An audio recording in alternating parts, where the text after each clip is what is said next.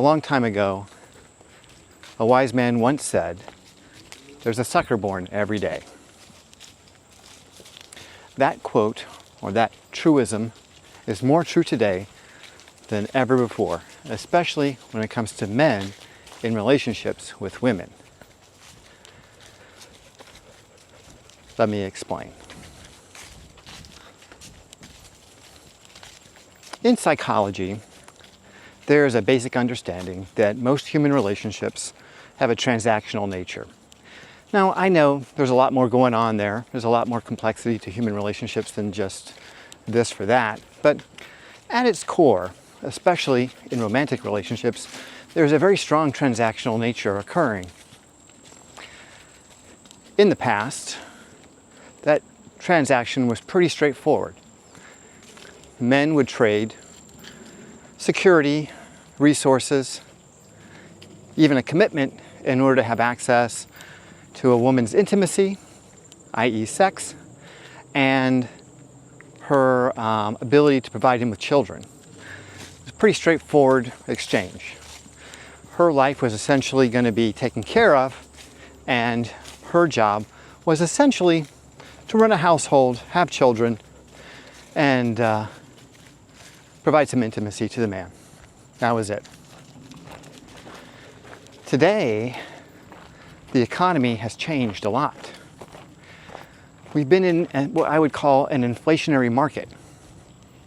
And as you know, in an inflationary market, just because the price goes up doesn't mean the value is increasing. So in today's market, things are much, much different. And there's lots of reasons why these things have changed. But we're still acting in many ways like we did as men a long time ago. And it's not working out to our advantage. The truth of the matter is the value of what men bring to the table these days still has a great deal of value. We still provide a great deal of resources, security, commitment, and that resource is always available to a woman that we're committed to. It's 24/7. However, what the woman is bringing to the table, intimacy, and as a big part of that, sex, well, the value of that has been diminished significantly. Yet, men and women in these transactions still act like that is the prize. And I think that that's not the case anymore. Legally, men are at a huge disadvantage in the event that for some reason the marriage doesn't work out. Men get their asses handed to them in court. Now, I realize that the statistics say that both men and women suffer in the event of a divorce, and even women even suffer more so in the long run as they get older, because their ability to, achieve additional resources is diminished at some point. But yeah, it's a situation where a man in most states, no matter how much wealth he has coming into the marriage, and then how much wealth is created during the marriage, has all of that wealth at stake in the event that marriage ends, which doesn't make any sense to me at all. If I saved $1 million before I met my bride, and then 10 years later we split, I should be able to walk away at least with $1 million I walked into it with. But that's not the way it works in most states. I think in 9 states, that law will allow you to walk away with that money you had prior to the marriage. But in 41 states, yeah, whatever you have from the minute you marry her, she has half of it from that moment forward. It's sort of like when you buy a car, you drive it off the lot and it loses half its value. It's kind of like that. You know, the minute you say I do, everything you have just lost half its value. God, that's hilarious.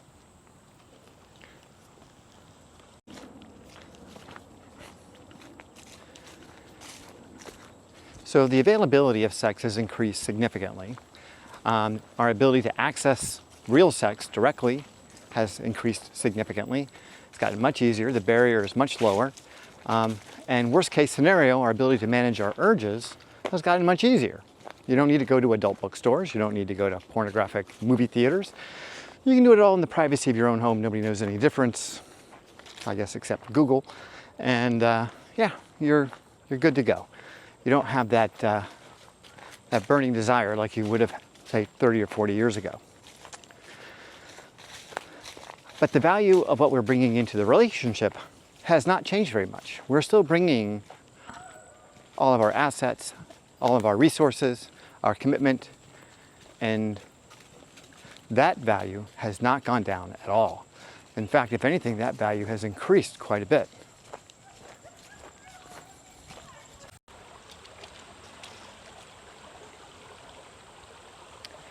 So today, we've got this very difficult situation where the vast majority of women in the Western world think that they're playing by rules that existed 50 or 100 years ago. They don't seem to realize that what they're bringing to the relationship doesn't have the same value that it used to. Yet men, in terms of their commitment, because it's a legally binding contract, must provide the structures of the same value that they brought before. So now, as a man, I am paying for a Bentley and I am getting a Hyundai. And the woman is bringing in very little in the way of a transaction, and she gets this lottery ticket that guarantees that she's going to be financially well off for the rest of her life, or at least be able to assume some compensation for whatever it is that she thinks she's performed for an extended period of time, I guess depending on the length of the marriage. So is it any wonder that lots of young men do not want to get married? I mean, if I was a young guy, I would certainly not be wanting to jump into that situation because there's no advantage in it for me whatsoever. I know that a lot of people, men included, like the idea of having kids and a family and a legacy, etc. Well, you know, there are ways around that too. You don't necessarily need to have a relationship, at least an intimate relationship with a woman. You can hire a surrogate. From what I understand, in many countries, especially in Eastern Europe, women will carry a child for you and they have no legal right to that child. It's under contract, so when that child is born, you become a father and you are a single dad. So that may be a way for men to, who really want to have families, to be able to do that. And then, you know, then they've got the best of both worlds, you know. They've got the family without the threat of losing the family because of a dissatisfied spouse for some reason.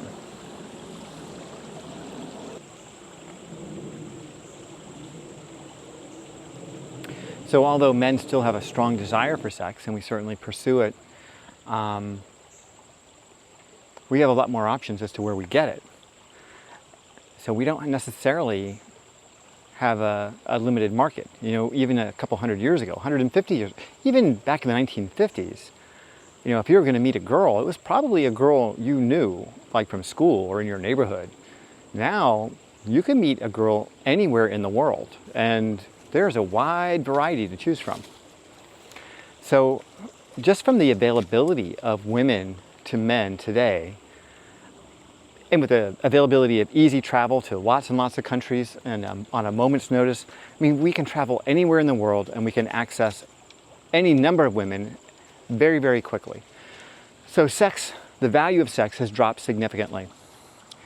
But no one has told Western women that this has happened because they seem to think that they still hold an upper hand in this relationship.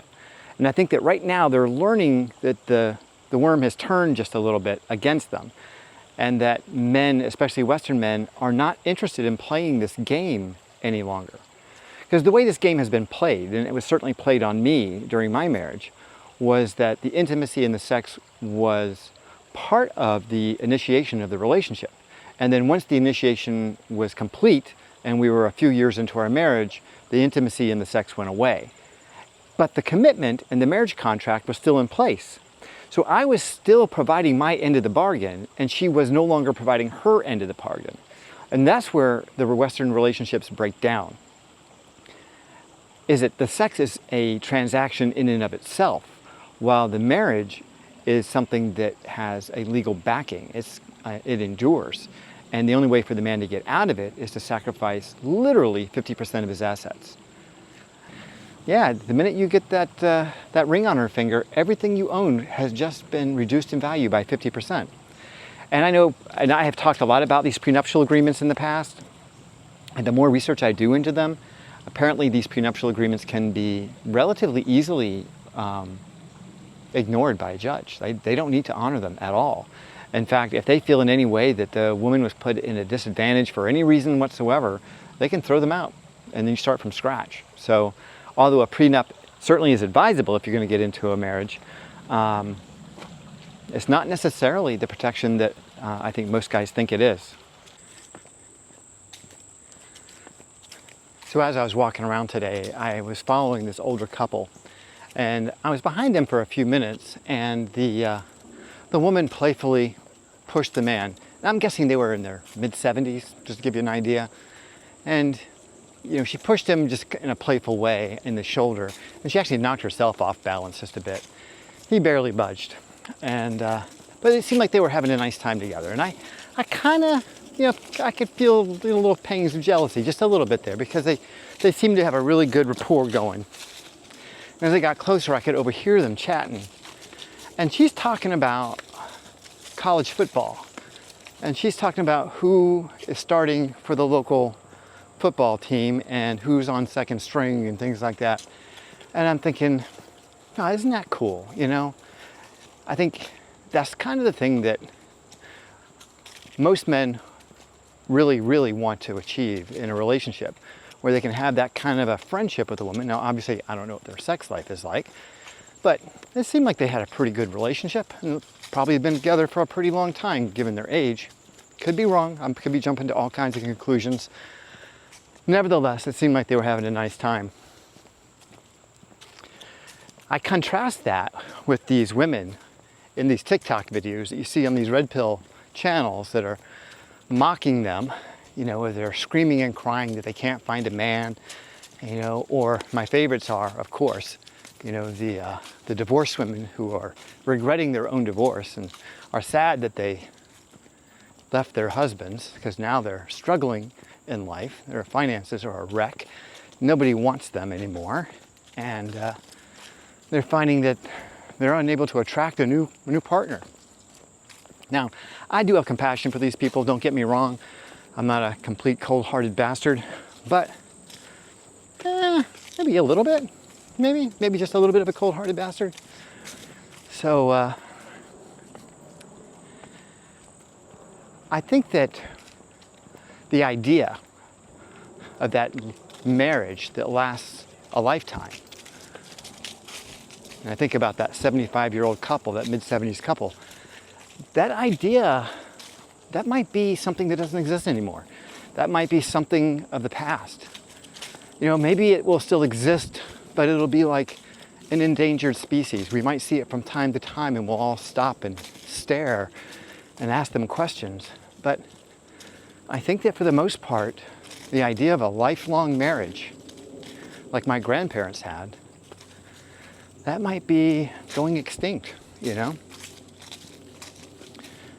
And unfortunately, it's probably due to a lot of the progress that we've seen in our culture and technology, you know? I think that obviously the sexual revolution played a huge role, and women in the workplace played a huge role. The way we've restructured many of our institutions to give women a benefit and a leg up has played a significant role.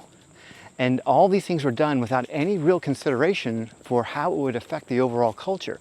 We just assumed that by doing good, that we would get good in the end. And that's not what we got at all. We got something completely different, something no one ever intended. Every once in a while, I'll see some guy in the comments talk about how this is all part of the master conspiracy to break down Western civilization. And I find that wholly funny. I mean, that is just the most ridiculous thing I've ever heard. Imagine that someone back in the 1960s, when birth control was first invented, thought, here it is. This is our chance. We're going to take down the entire Western way of living. That it's not going to happen until long past my being dead, but we're going to just put together this conspiracy, and for the next 100 years, we're going to make sure that men and women stop having sex, and that'll tear the whole thing down. Well, stop getting married, I should say. We'll always have sex. But, yeah, I don't think that's what happened at all. I think it was just a bunch of do-gooders trying to find a way to level the playing field. And I think that most of us would have agreed that, yeah, leveling the playing field would have made a lot of sense, because no one could have foreseen that leveling that playing field would create such an imbalance in our natural relationships. And that's kind of what it's done. And I don't think there's any way to undo it. So since we can't undo it, we've got to find a way to move forward and change the rules a bit, so that we're no longer giving a leg up to women, providing them an advantage in court, leveling the playing field when it comes to separations and divorces and child custody. And we got to maybe change the marriage contract. I'm thinking that we need something akin to a annual renewable life insurance policy, where every year the marriage license or the marriage renews unless one party bugs out. And if one party decides not to renew, then the marriage is annulled or it ends. No lawyers needed, no courts needed. There's a contract that automatically fulfills all of the provisions, and the two people go their own way. Now, there obviously have to be some legal guidance. You couldn't just have a completely blank page kind of contract. It would have to be sort of a boilerplate, and you would have to give up a certain percentage of assets that were at least accumulated during the course of the marriage. But maybe you'd be able to exclude assets that were accumulated prior to the marriage. I think that would be fair. You could have that contract renew for a set period of time, say like for 20 years. And then at the end of that 20 years, if the two people still wanted to continue in the relationship, they could negotiate a new contract. And a new policy would be written, or a new marriage license would be written with new provisions and a new renewability clause. To me, that makes the most sense.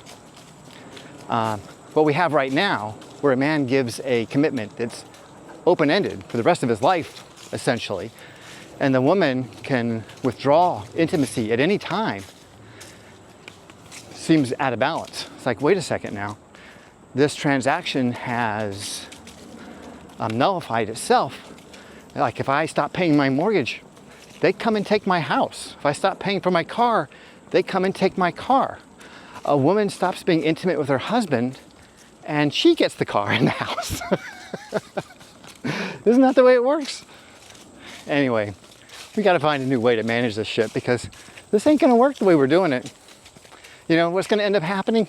So all the men are going to go to Thailand and the Philippines and places like that and marry up all the young girls there.